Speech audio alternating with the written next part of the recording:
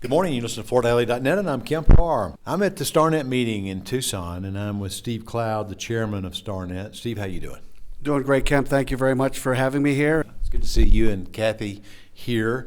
Let's start with Frank Higgins, your co-owner, you and your wife, commercial contractor based in Connecticut.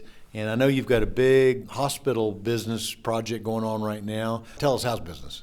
We're very fortunate. Talked to a lot of people out here who aren't quite as fortunate right now. We're on about 35% growth model this year, which is phenomenal. Our son Travis, who's a fourth generation of the business, he is doing phenomenally with sales, customer expectations, and really getting that repeat business. So we're on a really good platform right now. And also I look back to the backlog, and our backlog is consistent. It's greater than it's been in many, many years. So I think we're a little bit on that ITR economics path where I think we're going to have a really good end of the decade. We'll see what happens after that. Yeah, but let's talk about what you're having right now. I mean, everybody else is a little soft, and you're having a gangbuster time. And it's primarily because of some of these big hospital projects, right? It is. We always talk about the crane index, and Connecticut's crane index has been in the negative for most of the last decade. I think truly coming out of COVID, and I hate talking about COVID, but truly coming out of it, Connecticut did absolutely nothing to put buildings in the ground during that time frame. And now we're seeing all that come to fruition. We're seeing, the finishes are being done now. Just finished a children's hospital in Hartford area, and actually it was pleasure doing that because I did the original work in that hospital when it was built in 1992. And then we have another tower going up in New Haven, and we happen to be the contractor on that also. So right place, right relationships, and obviously doing the right materials, and we are fortunate to have the labor in the market too. Travis has done a great job, as I said, of really gaining the momentum we need to have probably about 75 or 80% of the labor in the marketplace. Well, I don't want to talk too much about Travis and let him get the big head here. But he did come to the Next Gen meeting we had for breakfast this morning and sit at the head table. He's taking a real leadership role here at StarNet. It's good to see that. Isn't it great to see these Next Gen folks that are stepping up and making a difference? Very much so. I equate it to when I first came into StarNet, the Next Gen was the party group. And I've seen them evolve into, as what you just said, the leaders. And it really is what we need to have happen because so many of us baby boomers are stepping out, and we need them to fill in the roles and continue with a family business. Family business isn't taboo. You work hard, no question about it, but I think it is still what generates the most wealth for people.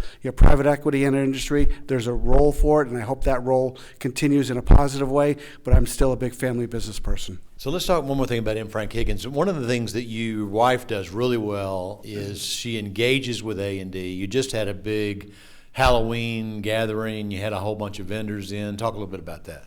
Yeah, Kathy does that. This is the 10th year that we did it. She's always resisted the Halloween theme, but she embraced it this year, and it was a lot of fun. All the vendors came. They were dressed extremely well. But more importantly, we had better part of 100 A&D people coming, but A&D, not only A&D, but we also had general contractors, and we had other people within the industry. The important thing for us is the quality of the A&D people that come. We have a lot of principals that do come to the event, and so our vendors get a lot of value out of it. We do it in our warehouse, which is a little unusual, but it really keeps the cost down for them. And then also it gives us a blank slate to be able to decorate. And Kathy hired somebody this year, helped us decorate, and it was really a lot of fun. Some of the StarNet members have kind of come in and come out of focusing on building relationships with A&D. And I guess you'd be the poster child to say that's paying off, right? Absolutely. They're the first ones to admit that they can't give us a project, but the reality is we want as many friends in that process as we can, and if they know that we're part of the team, then it's a lot easier to talk to them about different things. It's a lot easier if we're having problems with a supply chain to maybe change that to another product as need be, but they trust us and know that we're not changing it because it's less costly. So we do a survey, it's our October issue. And we asked that question about who is your go-to for technical information around flooring. And knowing you, I always want that score to go up. It did go up just a little bit this year, right? Yeah, it just ticked up a little bit, hoping for a lot more. I know I challenged you on that last year and had a little fun about it. I think that's part of what StarNet is we're trying to engage our members to have those local relationships with the A&D community so that they truly become the professional. Again, we may not be able to specify every job, but we're involved in it. They pick up the phone, they call me if they have questions, how to design things. I meet them on site, and I want all of the StarNet people to do the same thing. So let's shift over to StarNet, chairman of the board. Let's talk about the board for just a minute. We've got two new members, I guess, that entered after the last meeting, Zach Brown and Edward Covington. So what are you guys focused on?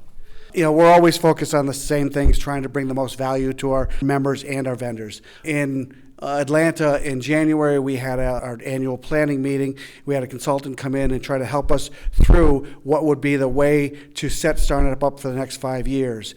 And it definitely was helpful in that we could concentrate on 3 or 4 different purposely thought out actions. And one of them has been the training, and we're really excited that this meeting has sort of backed to where it used to be, being about training. We had a great speaker with ITR Economics yesterday.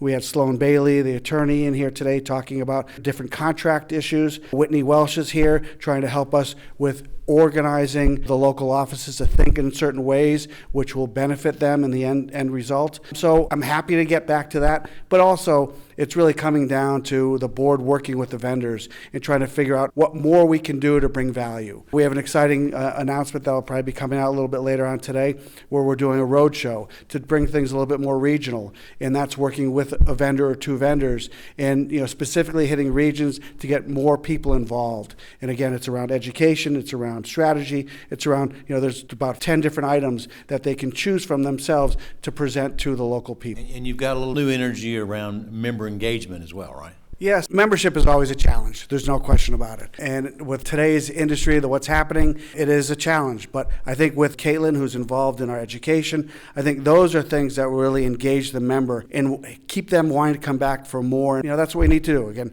we need to take an industry that is having a lot of changes now. The baby boomers are going out. We have the next generation of leadership that's stepping in.